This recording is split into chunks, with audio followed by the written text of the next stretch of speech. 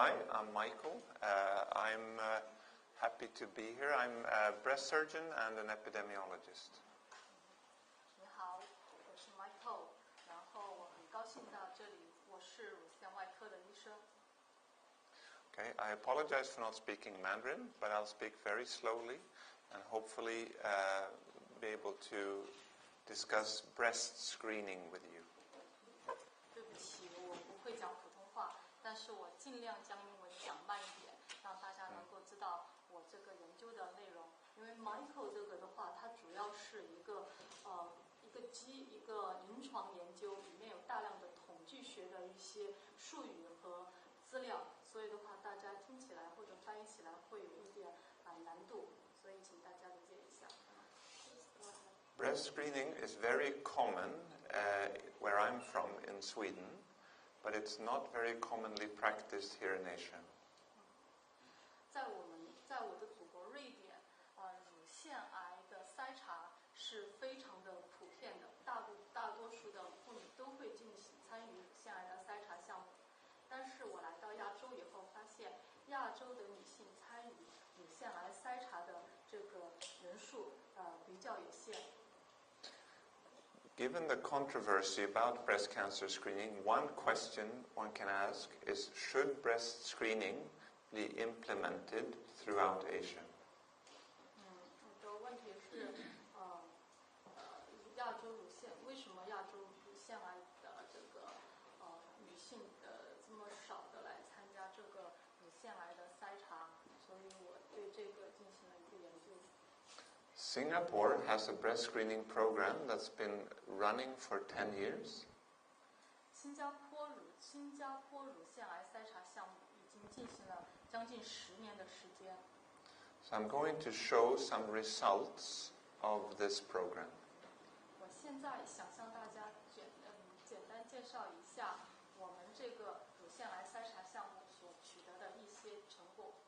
I'll go through some of the backgrounds of breast screening, the aims of this presentation and screening in general, the methods, I'll show some results, and at the end of this I will share some of my conclusions and possible recommendations, which will be more personal.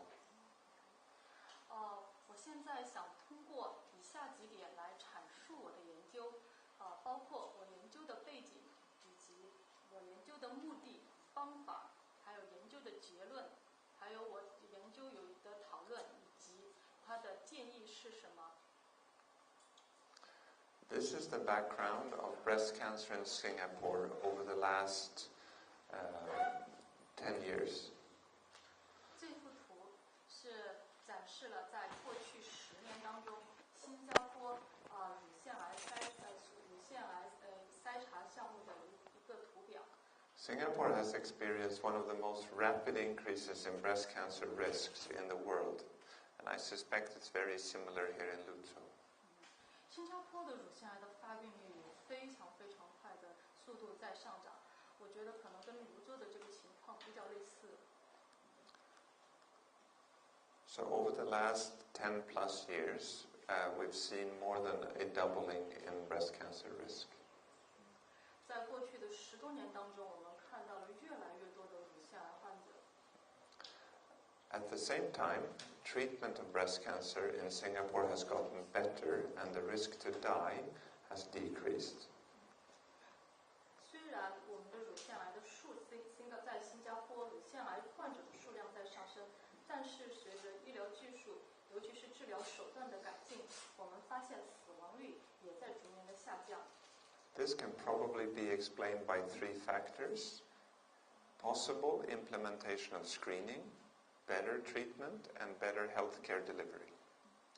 为什么会造成这种现象？我想可能有3个原因，一个是筛查项目的开展，一个是诊疗技术的这个提高。Healthcare delivery. 然后还有一个第3印象是这个卫生系统的这个工作质量的改进。Basically working in teams, like Professor Yao described. 就比如说，好像在姚教授一样，在我们医院以姚教授为主的这个研究组的这个组的成立， What it does is that it makes sure that every single case is treated the same way, regardless of if it's Monday, Tuesday, Wednesday, if it's me seeing the patient, Philip seeing the patient. 那我们大概星期一、星期二、星期三，我们都会去，都会有病人来，然后我们会进行一个讨论。This is the background to why we do breast screening in most countries in Europe and the United States.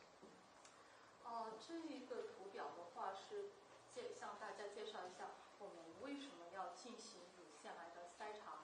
这是一个来自英国的独立的一个随机对照试验的一个展示。So approximately 10 randomized controlled trials showed a reduction of 20% in the risk to die if you participated in mammographic screening. 使用了我们在英国的这项研究当中发现，应用了木靶以后，把木靶应用在乳腺癌的筛查过程当中以后，大概能够减少20%的死亡率，减少了20%的死亡率。Now, if you look at the years that the studies were conducted, they were done in the 60s, 70s, 80s mainly. 这项研究的话，我们发现大概有60。1960.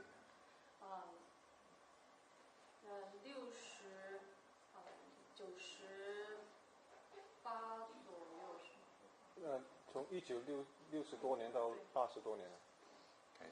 This was the time when breast cancer treatment didn't have many options beyond surgery and radiotherapy. 在这几年当中的话，我们发现，在这个乳腺癌的这个疾病的话，没有超过就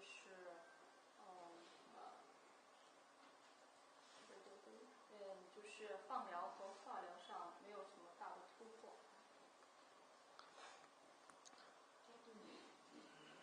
So in England and Wales, I'm going to show you a figure where they saw increasing risk to die over the last 40 years and a very sudden drop in the risk to die in 1988. 这一幅图展示的是在英格兰和威尔士在1980年代的时候，乳腺癌的通过乳腺癌筛查项目的话，它的死亡率有一个突然的大幅度下降的一个情况。Now, this can be explained by many factors, and the authors concluded that this sudden fall in the risk to die was due to 1, screening, 2, change in treatment, and 3, improved organization. 怎样解释他们在1980年代，也就是1988年，出现的这个乳腺癌死亡数量的突然大幅度下降呢？我想可能有以下3个原因。原因1是因为他们引进了筛查的这个机制，第二原因2是由于治疗的改进，治疗方式的改进，治疗方式的变化，第3一个是我们的这个治疗组织有一个很好的改进。There are 2 very important issues when you are going to try to evaluate the screening program. 这里有一个非常重要的是，如果你想进行这个乳腺癌筛查项目的话， The first one is called length time bias. 第一个我们叫它的是时间长度的偏移。What it means is a bias is an error. 它的意思是，时间长，在我们在做研究的过程当中的时候，时间这个区间段会出现一个偏差。Okay, so I will imagine that we implement a test here. Here we do a mammogram. 在这根竖线的地方，我们让病人进行这个木靶的照射。Each of these arrows represents a cancer. Each of these arrows, they represent a cancer. 在这个地方的这个地区的，刚刚我指的那个地方的时候，病人我们发现通过钼靶我们发现了癌症。At the 0, that's the start of the cancer. At the dx, they are diagnosed. 这个0是表现的是它乳腺癌发生的时间 ，dx 是我们在临床上已经诊断出它已经有乳腺癌。The top 6 examples are very quickly growing cancers. 这上面这幅图发现，这六个例子发现病人是很快的进展成为乳腺癌。The bottom 6 are very slow growing cancers. They long time between start to diagnosis. 而下面这幅图我们可以看到，病人由发现，然后到最终到临床上诊断出乳腺癌，它的时间是比较长的。对比第一组来说，时间是明显比较长的。So the fast-growing cancers are very likely to not be picked up by the test because they start and get diagnosed either before or after the test. 上面的6个的话，你看，因为它肿瘤进展的非常的快，也许它并不适用于我们这个研究，因为它在没有遭钼靶之前就已经大部分人都已经有了已经能够诊断出有乳腺癌，有了症状。In contrast, the slow-growing cancers are in the breast for a very long time, so if you do a test, you'll find more of them.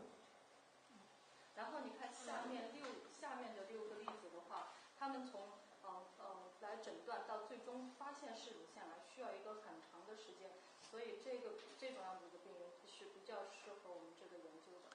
So the implication is that if you have a screening program, you will find slow-growing, nice cancers more often.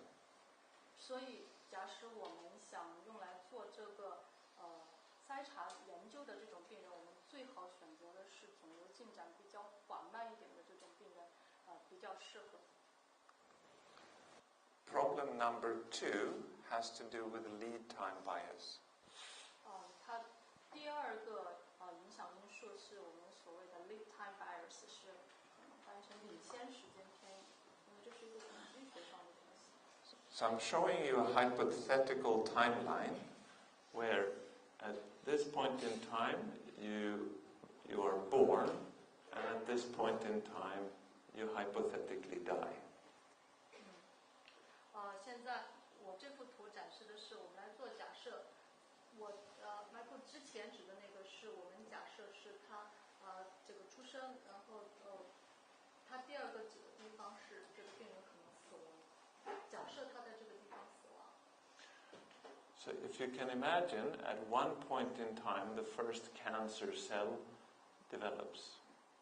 这个地方的话是它肿瘤开始的时间，肿瘤发现开始的时间。At some point in time it's hypothetically detectable. 然后这个地方是我们假设它能够探测到肿瘤。It presents eventually with a lump, and you can make a clinical diagnosis here. 然后如果病人出现了症状的话，然后我们就可以在这个地方能够进行临床的诊断。If we do a screening test, it means that we're looking for cancers that have no lumps, so we will find them earlier.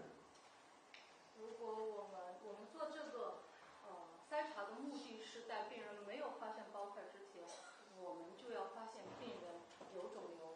那么这样的话，我们能够提高，能够提前诊断出病人有肿瘤的可能性，那我们的诊断就更早一点。This results in a longer observation time between the original diagnosis and the earlier diagnosis. 这个区间段显示了这个病人的一个生存率，从早期诊断到早期发诊断到的确出现了临床诊断的一个区间。But if we don't delay death, we haven't done any good. 如果我们没有不考虑后面的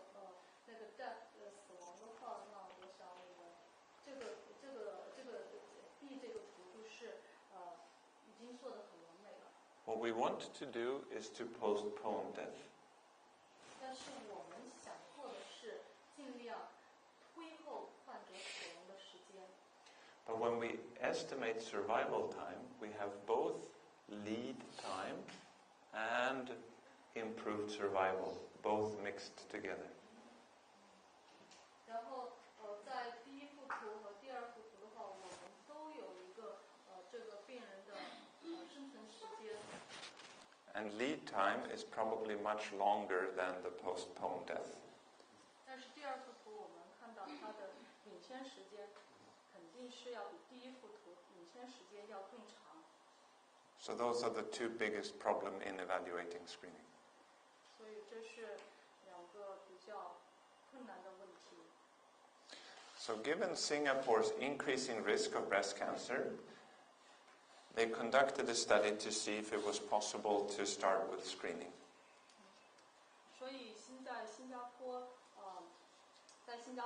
的话，木靶在乳腺癌筛查当中的运用的话，它这个PowerPoint PPT 就已经向大家展示的是在新加坡木靶在乳腺癌筛查当中的一个运用。They invited 160,000 women, and half of them went for screening and the other half did not. Those who went for screening had better stage, less severe treatment than those who did not go for screening. 这个调查研究了166600个新加坡女性，大概在50到64岁之间，她们有些人进行了2个以上的木靶检查，然后有些人是没有进行这个木靶检查，只是进行观察。So they did not have enough follow-up to estimate if the risk to die was lower, but they figured that these surrogate markers are good enough to implement the screening program. 这些妇女都没有进行很好的一个随访。Because of that, it was started in 2002. 因为这个项目是从2002年开始。So what I'm going to show you now is an evaluation of outcome in Singapore before screening and after screening. 现在我想介绍一下我这个研究的目的是通过2个对比，一个是有些妇女进行了筛查，有些妇女没有进行筛查。I will also show you data among those who are in the screening program and not in the screening program in more recent years.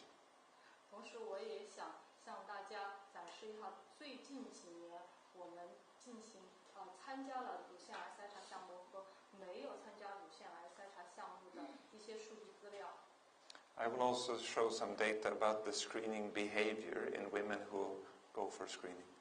我也想向你们展示一下，通过我这个研究的话，要描述一下参加新加坡乳腺筛查项目患者的一个筛查的行为。The data set looks like this. We have 24,000 breast cancers from 1993 until 2010. 我们有2万多人参加了从1993年到2010年的一个乳腺癌筛查项目。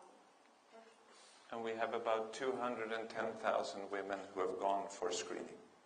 我们有21,894个病人参加了乳腺癌筛查项目，登记参加了乳腺癌筛查项目。这个筛查项目是以木靶作为这个筛查的手段。So the first thing that we noticed is that a very small proportion of women actually went to the screening program. Go back. Back. Back. Yeah, back. Next. One after. Okay, never mind. It's this one. So only 5 to 8% of all eligible women in Singapore between 50 and 69 went for screening. 只有5%到8%的女士，她们的年龄段集中到50到69岁期间的女士是参加了我们这个乳腺癌筛查的项目。Now this is a very, very low number. 这个数量我觉得太低了一点。Because the screening program, by looking at it, is very, very good, but very few women show up. 因为乳腺癌筛查项目，我认为是一个非常好的一个项目，但是参加的人却非常非常的少，这是非常遗憾的一点。At the same time, in Singapore, 40% of women report having done one mammogram somewhere else.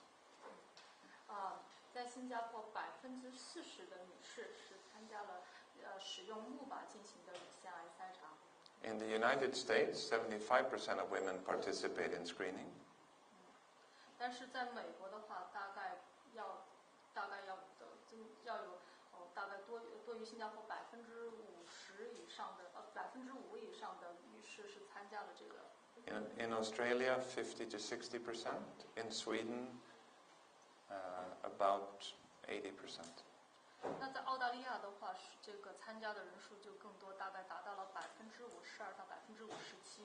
那在瑞典的话，数量就更高，达到了66%到83%。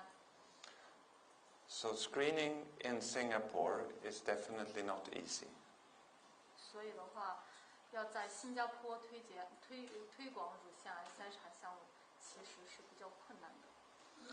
Of the women that come for screening, 50% only have one mammogram. 在新加坡，大部分的女士的话，只是做了一次的木靶。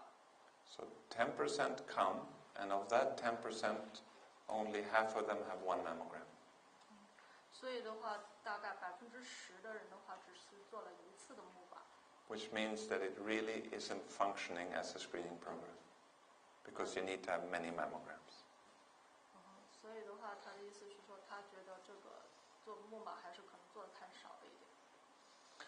Which led us to understand what factors contribute to women coming for one versus many mammograms. 是什么因素来影响了这些女士参与新加坡乳腺癌筛查项目的热情呢？ The first thing we noticed that the women that go for many mammograms, they have a job. 我们发现的话，大部分没有参加这个新加坡乳腺癌筛查项目的女士，她们都处于一个失业的状态。Even though it's not a lot of money, in Singapore the women have to pay a little bit for the mammogram. 在新加坡的话，这些女士需要付钱来进行这个木靶的检查。While all the other countries that I showed, screening is free. 但是我之前向你展示的瑞典、美国之类的国家做木靶是免费的。It's also the poorly educated that go less for screening. 我同时也发现了教育程度比较低的女士的话，她们来参加木靶筛查的这个热情的话也是很低的。What was nice to see is that women that have a family history were more likely to go for many tests. 但是我很欣喜的发现，假使有乳腺癌或者卵巢癌家族史的病人的话，他们参加用木靶作为检查手段的新加坡乳腺筛查项目的热情是比较高的。Now, if you remember length time bias, now we're going to look at the cancers that we pick up in women in screening versus women not in screening. 你还记得刚刚我们讲的那个 length time 时间长短偏移在乳腺癌筛查当中的应用吗？ So if we focus on stage, we see that women who go for screening are more than twice as likely to have stage 0 cancer. 我们可以看到，在乳腺癌不同时期的时候，在不同阶段的乳腺癌患者，他们 And they're half as likely to have stage 4 cancer. 和他们参与这个乳腺癌筛查的这个热情是不一样的。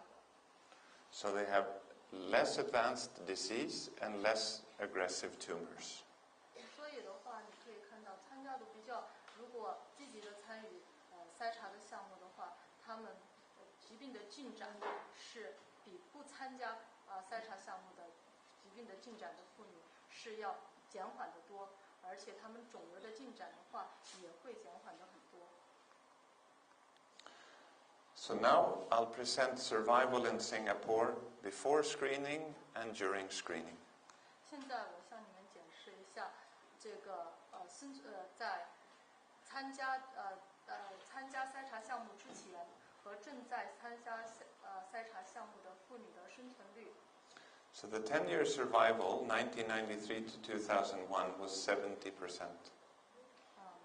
在1993年到2001年，大概是70%，大概70%。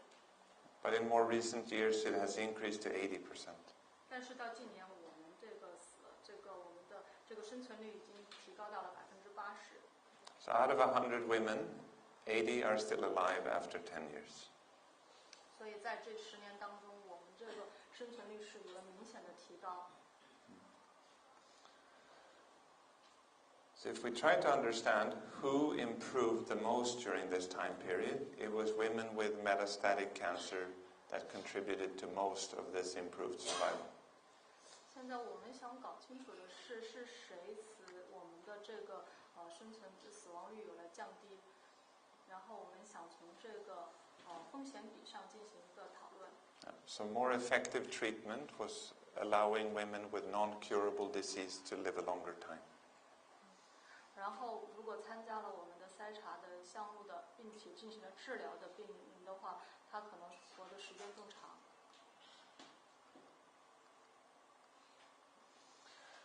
We wanted to understand if you had better survival if you went for many screens.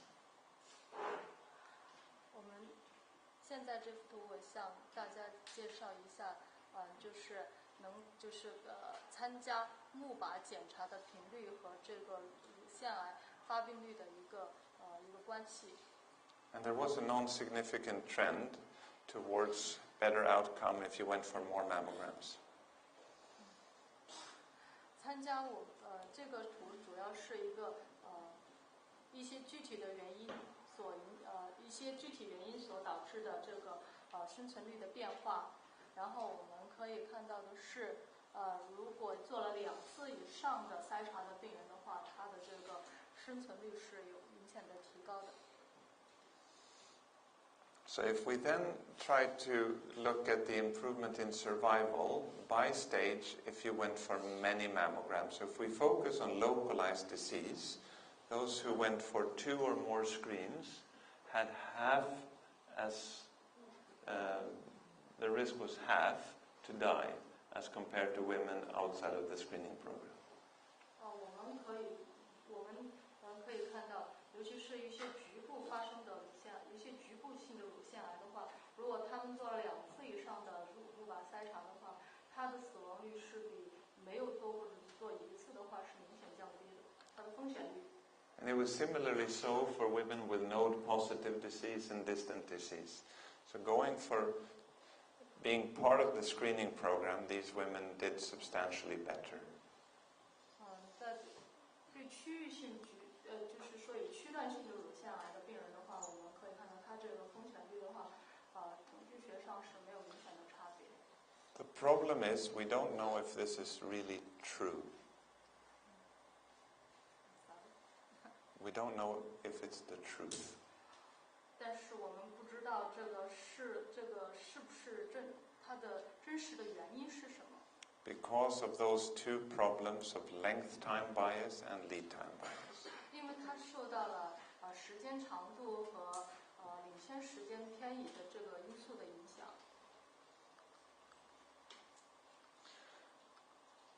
If we look at the number of individuals that actually died before screening and during screening, there was a 25% reduction in the absolute number of deaths.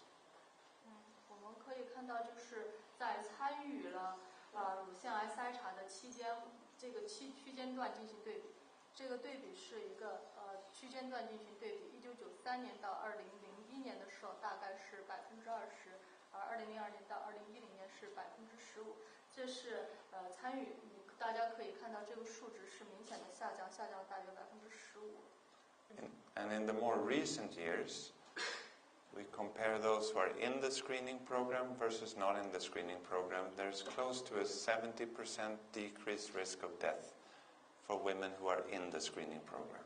那我们来对比了2002年到2010年间参与了乳腺癌筛查项目和没有参与乳腺癌筛查项目的患者的死亡率的对比，看到他们有了一个明显的下降，大概下降率在67%。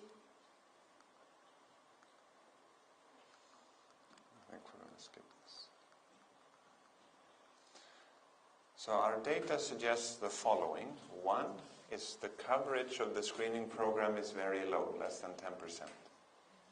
我现在就是想讨论一下我这个研究。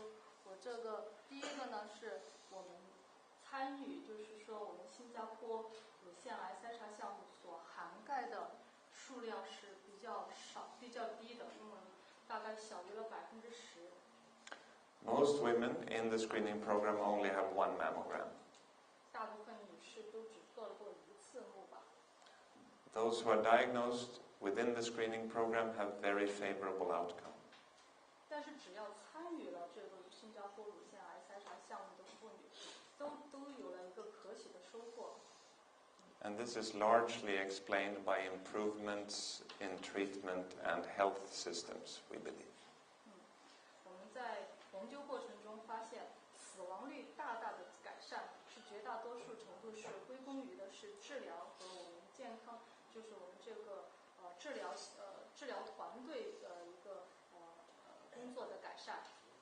So for Singapore, in the future, this is my personal reflection, has three options. 以下呢是我个人的几个建议，就是对新加坡乳腺癌这个筛查项目研究的几个建议。It either has to review its screening program so that women actually show up. 所以任何一个下面这个我们需要的是一个乳腺癌预防乳腺癌范例的一个改进。Second option would be to do what we call tailored screening, where you base your screening strategy on lifetime risk.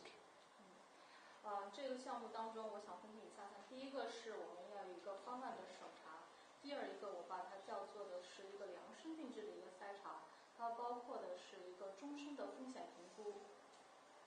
So you use known risk factors, maybe genetics, maybe mammographic density, and you estimate the woman's lifetime risk and you plan accordingly. 也许你可以要一些针对妇女个人的一些计划，来对这个病人的终身风险进行评估。The last option would be to really do nothing about secondary prevention and focus all of your effort on survivorship. Just make sure that you have very, very good treatment. 然后呢，第三点是对我们患者生存率的一个关注。然后我想你必须要坚持一个非常好的一个治疗。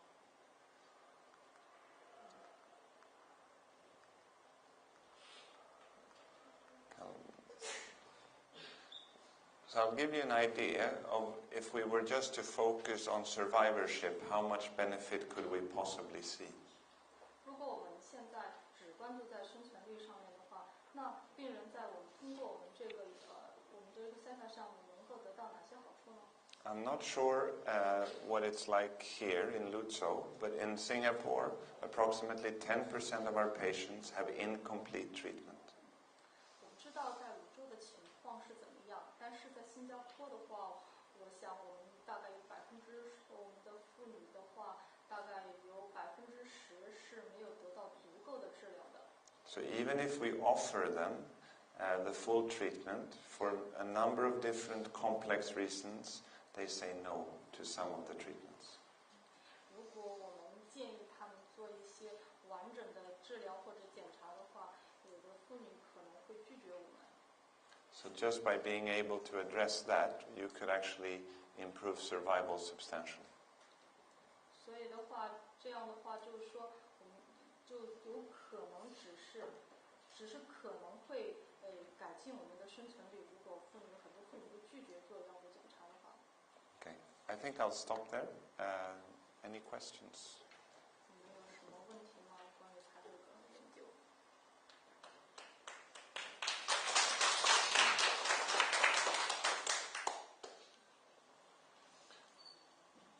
Perhaps I can ask a question. Is there an organized screening program in this city? Organized health. Breast cancer screening program. 我们的城市，我想问一个问题啊，在我们泸州有没有这个乳腺癌筛查项目的机构呢？ So for women who would like to go for breast cancer screening, would they go to their go to the hospital for checkups or to other clinics? 那假使妇女们想，女士们想做这个乳腺癌筛查，她是到医院呢，还是到其他这样的机构呢？ The hospital. Yeah. Okay. Do you have a sense of how many women actually come to the hospital for that kind of checkup? 你们有没有评估过大概有多少的妇女到我们这样各级的医院来做这个乳腺癌的筛查？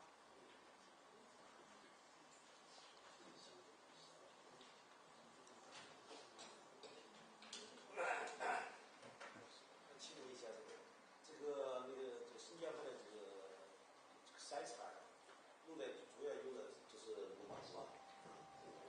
请问一下这位教授，这个木马呀，用于什么年龄阶段？所有的女性都有木马。第二个，这个木马对年轻女性有没有什么影响？比如说致癌性。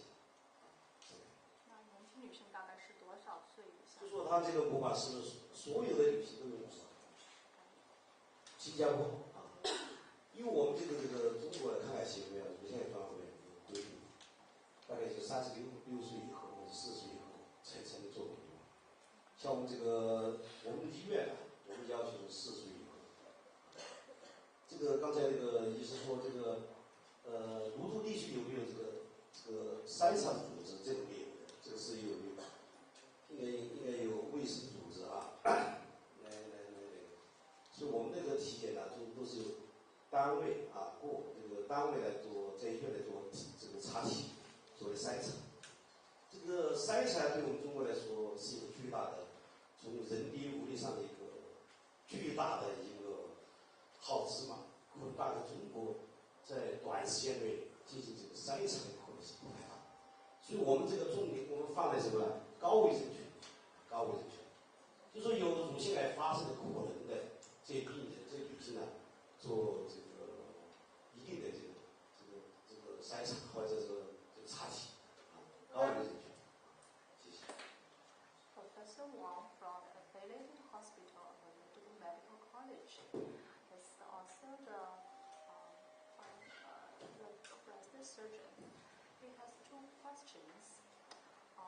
First one is, 新加坡是不是全部的筛查都有木马，对吗？ Do all the means he wants to ask the first question is, do all the breast patients need the mammogram by screening, breast screening?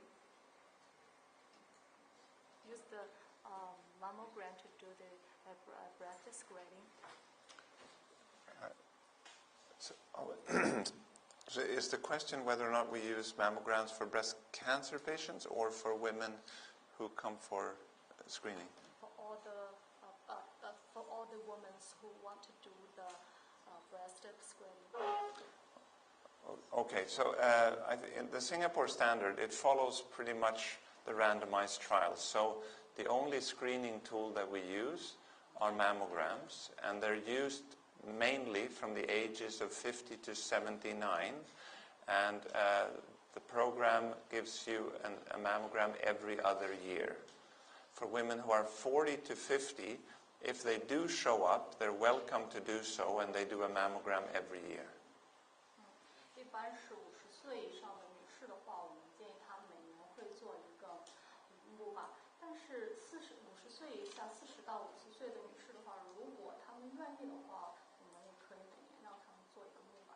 So other modalities such as ultrasound or MRIs are not used, mainly because they haven't been able to demonstrate a reduced risk of death in randomized trials. 然后 MRI 和 ultrasound 可能我们会用的比较少，尤其是 MRI。What was the second question? What was the second question? 我忘记第二个问题是什么。王老师，您的第二个问题是什么呢？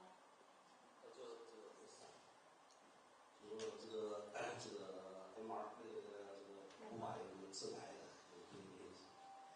因为这个中国啊的这个乳腺癌的发生的年龄呢是偏年轻，和这个国外西方国家不太一样，所以我们的这个乳腺癌，大概我们这个在我们这个乳腺医学附属医院，我们这个一年要做大概6例左右的乳腺癌手术。这个我们这个发现，这个中国的这个几大区啊，这个都是他的乳腺癌最近调查发生年龄阶段都比较年轻，所以这个年轻的部分做什么检查比较好？也请教我们这个教授，因为我们这做啊，主要是用彩超彩超部分来做。然后如果说有问题的时候，我们再加这个钼靶呀、MRI 呀这些。刚才我听到这位教授。姚律师他是说呢，这个每个星期他就做3样检查嘛，有钼靶呀，有做彩超，还有做细胞学。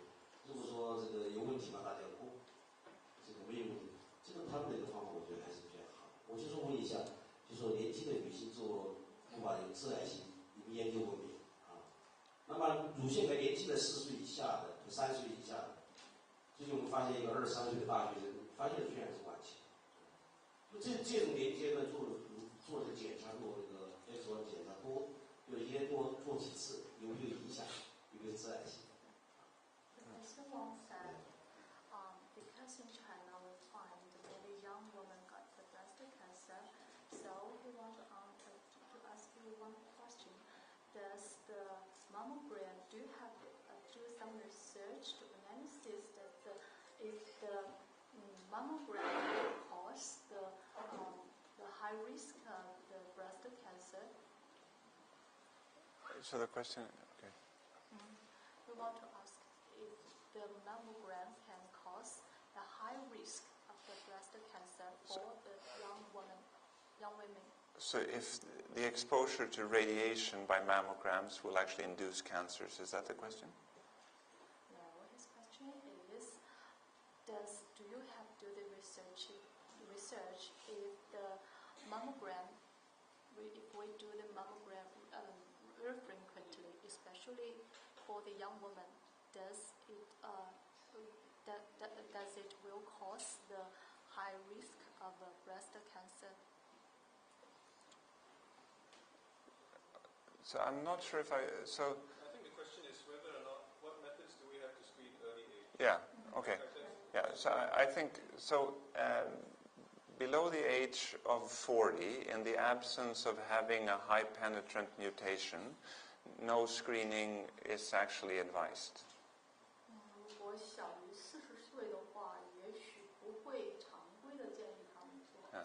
Because when you have a screening program, you do some good, but you also do some harm.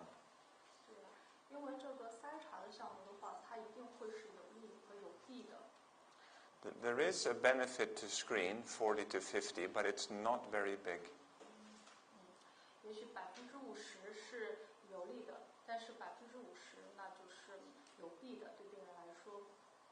The biggest benefit is in women aged 50 to 70.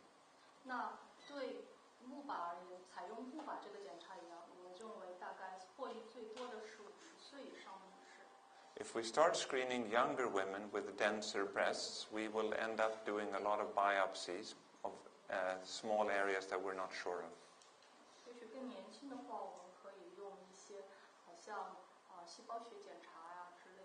And the trade-off is that we will not find that many cancers. Not that many cancers.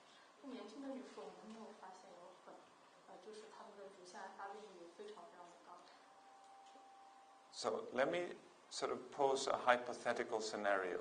Should a screening program be set up to find as many cancers as possible, or should a screening program be set up to exclude as many cancers as possible? 所以我这个研究的话是，筛查是用于就是，I see that fellow I understand how to translate it. That's difficult. It's a little bit difficult. 假设有一个我们假设的是这个，筛查的话是用于这个，Okay, so should the screening program try to find many cancers, or should it try to tell women that they are healthy? 那我们筛查项目的目的是什么？是为了试着发现更多的这个乳腺癌呢，还是我们是想告诉病患者如何预防乳腺癌？ And I may actually argue that a screening program should try to find women who are healthy rather than find cancers. 我认为的话，筛查的目的其实并不是为了发现乳腺癌，而是为了让妇女更多的能够预防乳腺癌。But I'm open to discussion. 这是一个比较开放的一个结果，大家可以讨论一下。Okay, thank you. 谢谢。